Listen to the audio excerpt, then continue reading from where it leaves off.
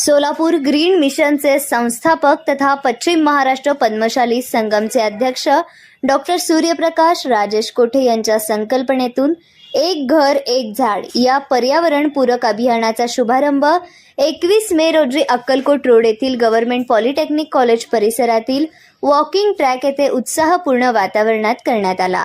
वाढते तापमान, प्रदूषण, पाणी टंचाई आणि घटते हरित क्षेत्र लक्षात घेऊन राबवण्यात आलेल्या या उपक्रमाअंतर्गत शहरभरात 5000 वृक्षारोपांचे मोफत वितरण करण्यात येणार आहे।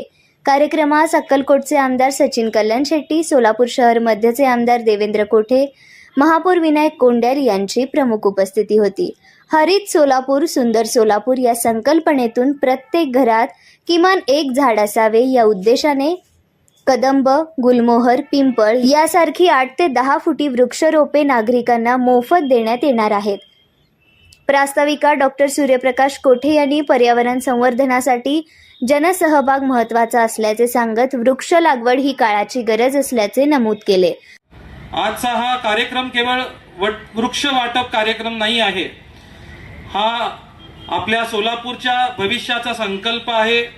ही आपल्या पुढच्या पिढीला दिलेली हिरवाईची भेट आहे आणि ही आपल्या मातृभूमीप्रती आपली असलेली जबाबदारी आहे। मित्रांनो, आपल्याला आज माहिती आहे की जगभरात तापमानाची वाढ होत आहे आणि त्यामुळे पाणी टंचाईचं गंभीर होत चाललेली आहे आणि प्रदूषणामुळे अनेक आजार वाढत आहेत। आणि या सर्व समस्यांवर सर्वात सोपं उपाय जर कुठला असेल आणि जो नैसर्गिक आहे असा कुठला उपाय असेल तर तो म्हणजे आहे झाड। म्हणूनच आम्ही एक घर एक झाड हा उपक्रम सुरू करत आहोत। प्रत्येक घरात समोर जर एक झाड लावलं आणि प्रत्येक कुटुंबाने जर एक झाडाची काळजी घेतली तर काही वर्षांनी आपल्याला सोलापूरचा चेहरा बदललेला दिसेल।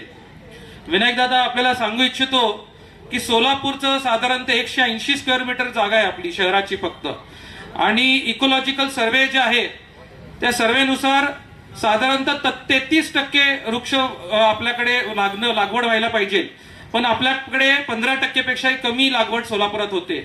तर साधारणतः आपल्याला 10 ते 15 लाख झाडांची लागवड पुढच्या 5 ते 10 वर्षामध्ये करणं गरजेचं आहे।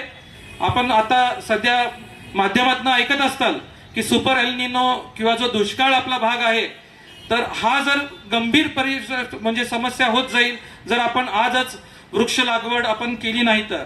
म्हणूनच आम्ही आज 5000 रोप मोफत देत आहोत। पण खरं सांगायचं झालं तर आम्ही फक्त रोप देत नाही आहोत, आम्ही आशा देत आहोत, आम्ही शुद्ध हवा देत आहोत आणि आपल्या मुलांच्या सुरक्षिततेसाठी, सुरक्षित भविष्यासाठी एक हिरवा वारसा निर्माण करत आहोत। आमदार देवेंद्र कोठे यांनी समाजातील प्रत्येक घटकाने पर्यावरण रक्षणासाठी पुढे यावे असे आवाहन केले। आज या उपक्रमाला उपस्थित राहत असताना मला निश्चितच या शहराचा लोकप्रतिनिधी म्हणून मनापासून डॉक्टर सूर्यप्रकाश कोठे साहेबांचा आभार मानू इच्छितो। आपल्याला सगळ्यांनाच कल्पना आहे की सोलापूर शहर म्हणजे उन्हाच्या तीव्रतेच्या बाबतीत महाराष्ट्रामध्ये प्रथम 5 मध्ये येणारा हे शहर आहे।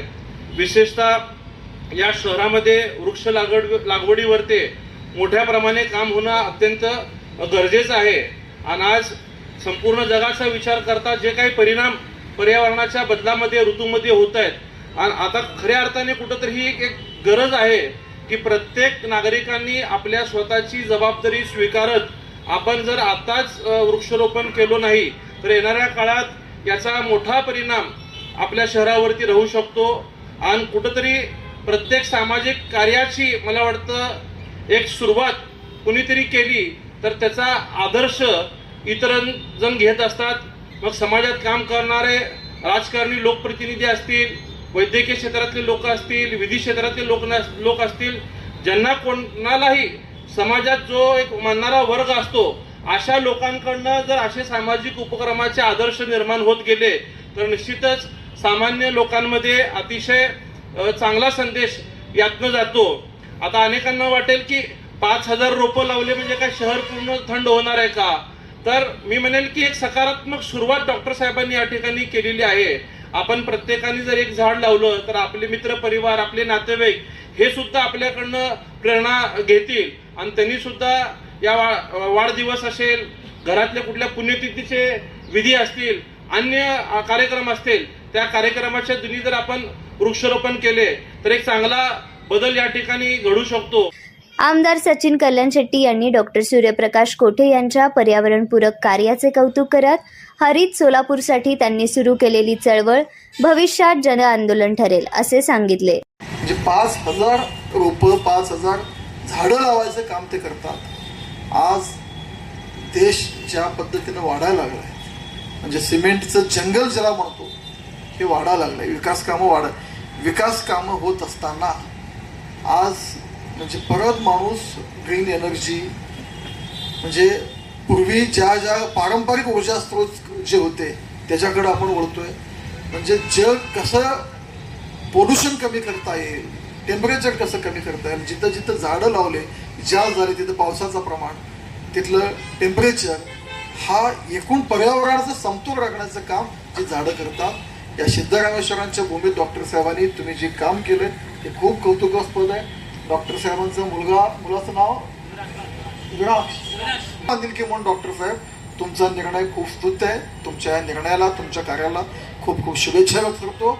एवढ्या 44-45 डिग्रीमध्ये तुम्हाला जास्त न बसवता एवढ्या उन्हात तुम्ही बसलात, तुमचेही सगळ्यांचे आभार मानतो आणि डॉक्टर साहेबांचं विशेष कौतुक करून मी माझे 2 शब्द थांबवतो. धन्यवाद. महापौर विनायक कोंडेल यांनी महापालिकेकडून सर्वतोपरी सहकार्य केले जाईल असे सांगत नागरिकांनी मोठ्या संख्येने या अभियानात सहभागी व्हावे असे आवाहन केले.